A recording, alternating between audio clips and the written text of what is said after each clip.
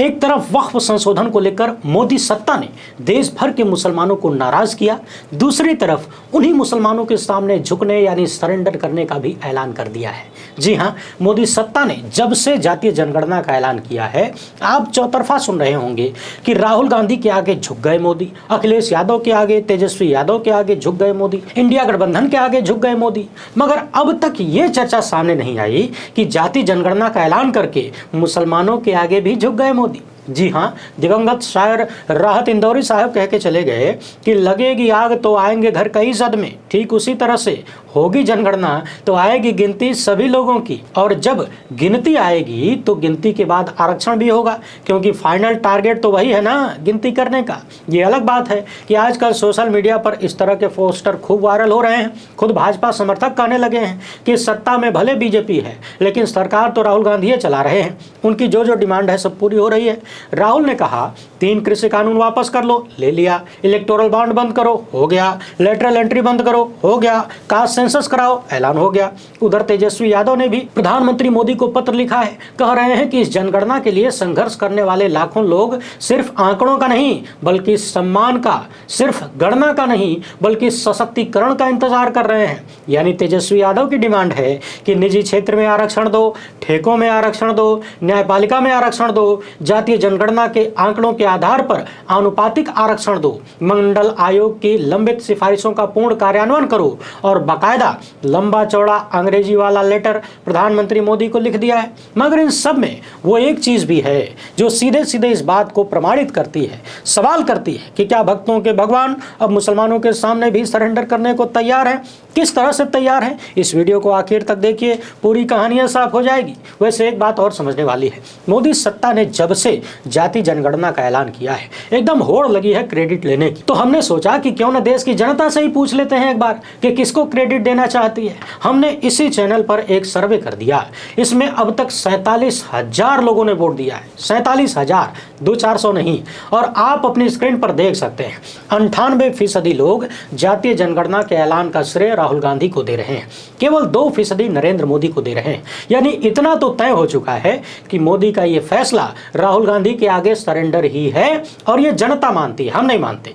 अब देखना यह है कि इस फैसले से मुसलमानों के आगे कैसा सरेंडर है, उसे समझने के लिए आपको थोड़ा सा समय देना होगा। वीडियो को एकदम टकटकी लगाकर सुनना होगा, और उससे पहले चैनल को सब्सक्राइब करके घंटी बजाना होगा, वो भी टन से। लाइक करना होगा, शेयर करना होगा, ये सारे काम बिल्कुल फ्री हैं, 2 सेकंड लगता है, अभी निपटा लीजिए। बाकी आप तो जानते ही हैं, हम किसी धन्ना सेठ या राजनीतिक दल के दम पर नहीं चलते, तभी खुलकर उन मुद्दों पर बात हो पाती है जिन्हें छुपाने के लिए गोदी मीडिया और उसके लपट झंडिस पैदा किए गए हैं। इसलिए हमारा काम पसंद आता हो तो इस QR कोड या फिर मोबाइल नंबर का प्रयोग करते हुए जो भी हो सके आर्थिक सहयोग भेजने का प्रयास जरूर करें। अच्छा, बातचीत शुरू करने से पहले ही बता देता हूं, वीडियो को आखिर तक देखिएगा, तभी पूरी कहानी साफ होगी कि कैसे हुजूर ने सिर्फ राहुल गांधी और इंडिया गठबंधन के सामने सरेंडर नहीं किया, बल्कि जिन मुसलमानों को गरिया गरिया के वोट मांगते हैं, जिनका डर दिखा दिखा के वोट मांगते हैं, उनके सामने भी सरेंडर करने का ऐलान कहीं ना कहीं कर दिया है। क्योंकि कद्दू कटेगा तो सब में बटेगा, किसी के साथ भेदभाव नहीं हो पाएगा। वो साल था 2022 जब नरेंद्र मोदी ने हैदराबाद से पहली बार पसमानदा मुसलमानों को भाजपा से जोड़ने का टारगेट दिया। इसी साल यूपी में एक अंसारी को भाजपा ने मंत्री बनाया। ये पसमानदा मुसलमानों तक पहुंचने की बीजेपी की शुरुआती कोशिश थी, और उससे पहले 3 तलाक के मुद्दे पर नरेंद्र मोदी ने मुस्लिम महिलाओं को तोड़ने का प्रयास किया था, संदेश दिया था कि वो मुस्लिम औरतों की भलाई चाहते हैं। 2024 के चुनाव में अलीगढ़ की सभा में मोदी ने कांग्रेस और समाजवादी पार्टी पर पसमानदा मुसलमानों को हाशिए पर धकेलने का आरोप लगाया, और वक्फ संशोधन का कानून बनाने से पहले 2025 की ईद के मौके पर मोदी ने मुसलमानों को सौगाते मोदी का तोहफा दिया।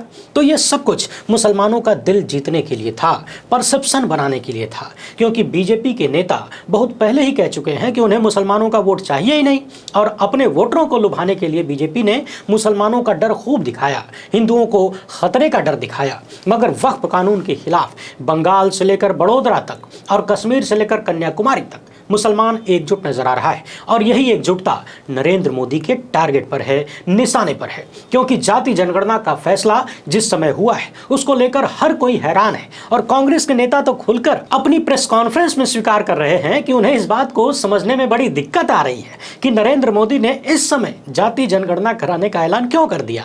देश पहलगाम के शोक में डूबा हुआ है, पाकिस्तान के खिलाफ बदले की डिमांड हो रही है और नरेंद्र मोदी ने विपक्ष की मांग सुनने से पहले ही उनकी एक पुरानी मांग को पूरा करते हुए जाति जनगणना का ऐलान कर दिया। और यहीं से पूरी क्रोनोलॉजी सामने आने लगती है, क्योंकि पहलगाम हमले से पहले ही वक्फ संशोधन कानून पर मुसलमानों ने सड़कों पर उतरने का ऐलान कर दिया था।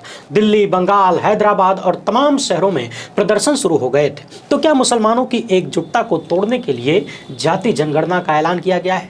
बिहार चुनाव को देखें तो मुसलमानों में पसमानदा की आबादी 73% से ज्यादा है और मुसलमानों के बीच कैंपेनिंग के लिए बीजेपी ने अपने पसमानदा नेताओं को आगे कर दिया है। भाजपाई नेता पसमानदा की गिनती और उनकी आर्थिक सामाजिक भलाई के लिए पूरी ताकत से आवाज उठा रहे हैं। बीजेपी ओबीसी मोर्चा के राष्ट्रीय अध्यक्ष के लक्ष्मण ने कहा कि मंडल आयोग की सिफारिशों के अनुसार मुसलमानों के एक हिस्से को जाति जनगणना में ओबीसी के रूप में गिना जाएगा।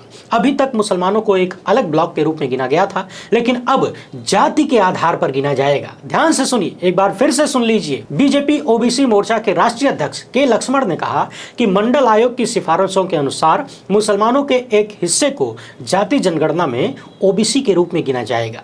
अभी तक मुसलमानों को एक अलग ब्लॉक के रूप में गिना गया था, लेकिन अब जाति के आधार पर गिना जाएगा, क्योंकि बीजेपी पसमानदा मुसलमानों को लुभाने की कोशिश कर रही है और इसकी अगुवाई खुद प्रधानमंत्री नरेंद्र मोदी कर रहे हैं। मुसलमानों में जाति की लड़ाई को ऐसे समझिए कि पसमानदा की राजनीति करने वाले मुस्लिम नेता ताल ठोक कर कहते हैं कि अशराफ, पसमानदा, अजलाफ और अरजाल मुसलमानों को एक ब्लॉक में नहीं रखा जा सकता और जाति जनगणना से सब क्लियर हो जाएगा। पसमानदा शब्द का इस्तेमाल उनके लिए किया जाता है जो सामाजिक और आर्थिक तौर पर पिछड़े हैं। मगर केरल के एक मुस्लिम नेता ने बीजेपी के असली प्लान की ओर इशारा किया है।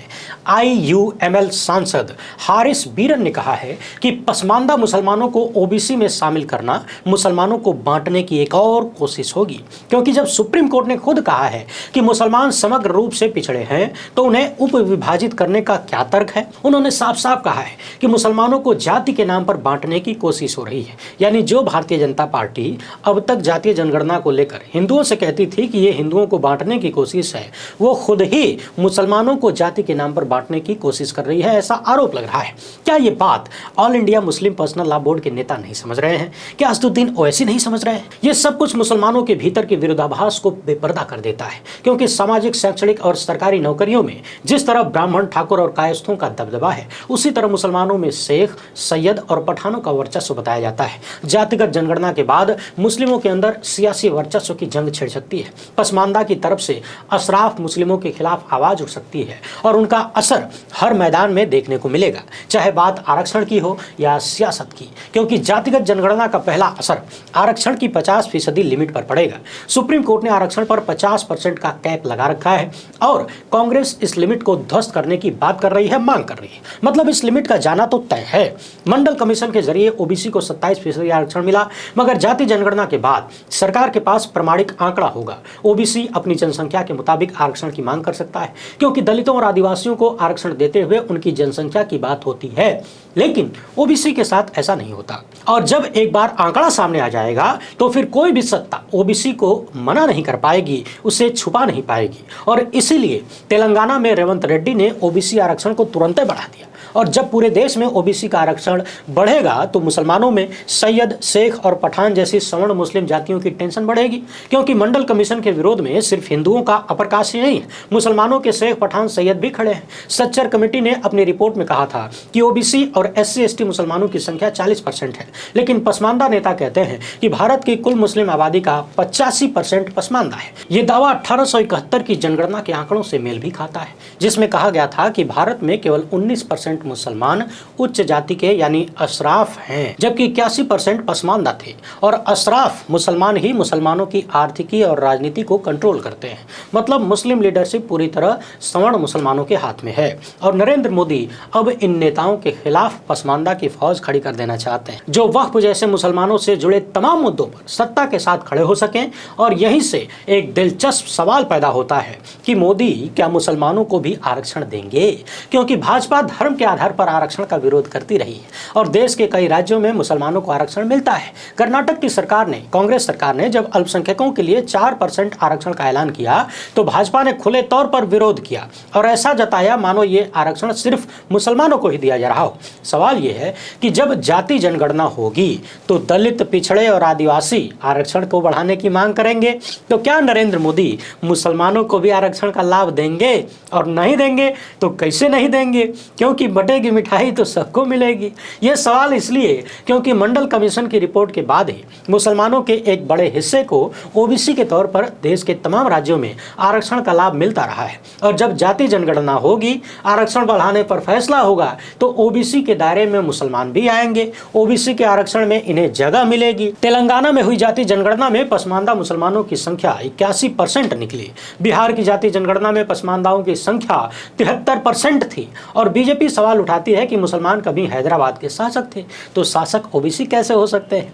पार्टी कांग्रेस पर हमलावर है कि उसने तेलंगाना में लगभग सभी मुसलमानों को पसमानदा में शामिल कर लिया है और यह सब कुछ मुसलमानों को खुश करने के लिए हुआ है। दिलचस्प है कि राहुल गांधी मोदी सत्ता से जाति जनगणना के लिए तेलंगाना मॉडल अपनाने की बात कर रहे हैं, क्योंकि तेलंगाना में जाति जनगणना के बाद ओबीसी आरक्षण को बढ़ाया गया है और अब वहां ओबीसी का आरक्षण 42% हो गया है और राज्य में आरक्षण की कुल सीमा 50% की सीमा को पार करते हुए 62% हो गई है। इसमें ईडब्ल्यूएस के 10% को जोड़ दें तो कुल 72% आरक्षण, मगर बिहार के उलट इसे कोर्ट में किसी ने चैलेंज नहीं किया। इसलिए राहुल गांधी तेलंगाना के मॉडल को सबसे बेहतर मॉडल बता रहे हैं और बिहार की जाति जनगणना को खारिज कर देते हैं, कहते हैं कि वो गलत थी, फर्जी थी, क्योंकि बिहार में आरक्षण की सीमा 65% के प्रावधान को हाई कोर्ट ने खारिज कर दिया था। पसमानदा मुसलमानों की लड़ाई लड़ने वाले नीतीश कुमार के पुराने साथी और कांग्रेस नेता अली अनवर पसमानदा मुसलमानों को अनुसूचित जाति का आरक्षण यानी दलितों की तरह आरक्षण देने की बात करते हैं, मांग करते हैं। और नरेंद्र मोदी 2024 के चुनाव में घूम घूम के कह रहे थे कि जब तक मोदी दिल्ली में बैठा है कोई भी दलितों, पिछड़ों के आरक्षण को हाथ नहीं लगा सकता। यह अलग बात है कि अलग अलग तरीके से इन्हीं की सरकारें हाथ लगाते हुए नजर आती हैं। तो फिर सवाल ये है कि अगर बीजेपी पसमानदा की राजनीति करेगी तो कैसे करेगी, क्योंकि बीजेपी और आरएसएस पसमानदा मुसलमानों को जाति से जोड़कर देखते हैं, उन्हें अपना मानते हैं। कहते हैं कि भारत में इस्लाम के आने के बाद ये लोग कन्वर्ट हुए हैं, यानी कन्वर्टेड मुस्लिम हैं, इसलिए इन्हें अपने साथ जोड़ना चाहते हैं ताकि मुस्लिम वोटों में सेंध लगाई जा सके। आरएसएस भी इन्हें अपना कहता है और चाहता है कि वे घर वापसी कर लें। सवाल ये है कि पसमानदा मुसलमानों के लिए नरेंद्र मोदी क्या करने वाले हैं, क्योंकि असली टारगेट मुसलमानों की एकजुटता को तोड़ने का है। ये बताने का है कि मुसलमानों में अलग अलग जातियां हैं और लोग अलग अलग खेमों में बटे हुए हैं और सारी लड़ाई सैयद शेख पठान खा रहे हैं। मोदी सत्ता की कोशिश है कि किसी भी तरह पसमानदा मुसलमान उनके साथ जुड़ जाएं, मोदी को अपना मसीहा मानने लगे।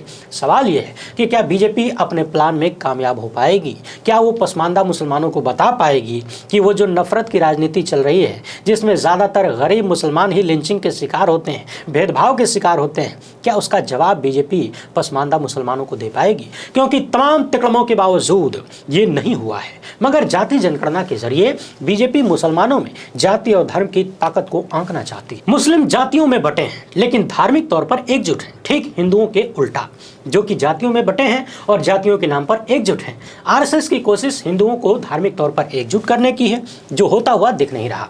वो संविधान और आरक्षण के नाम पर एकजुट हो जाता है और ये दोनों चीजें हिंदुत्व की राजनीति के खिलाफ है। मुसलमानों ने 2014 के बाद हर चुनाव में अपनी एकजुटता को साबित किया, चाहे विधानसभा का चुनाव हो या लोकसभा का चुनाव। मुसलमानों ने एक तरफा जिताऊ कैंडिडेट को वोट दिया जो बीजेपी को हरा सके। उसने नहीं देखा कि सामने समाजवादी पार्टी है, कांग्रेस है या आम आदमी पार्टी।